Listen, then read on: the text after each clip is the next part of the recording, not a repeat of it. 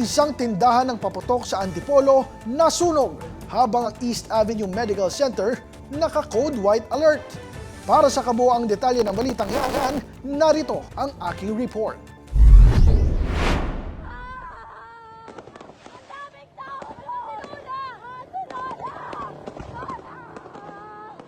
Ganito sinalubong ng mga residenteng malapit sa Sumulong Memorial Circle ang bagong taon matapos masunog ang isang tindahan ng paputok bago mag-alas 12 ng gabi. Ayon sa mga saksi, inakala nilang bahagi lamang ito ng pagdiriwang pero bigla na lamang umanong sumambulat ang iba't ibang uri ng paputok, dahilan para maalarma ang mga residente.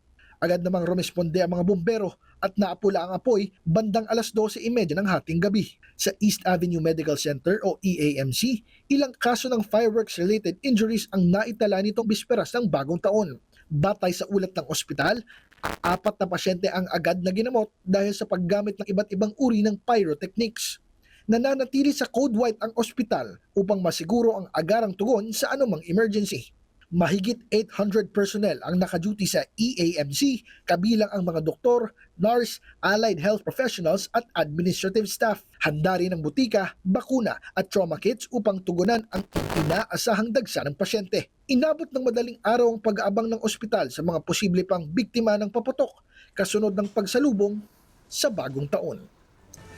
Gazi Sarip, D8 TV News.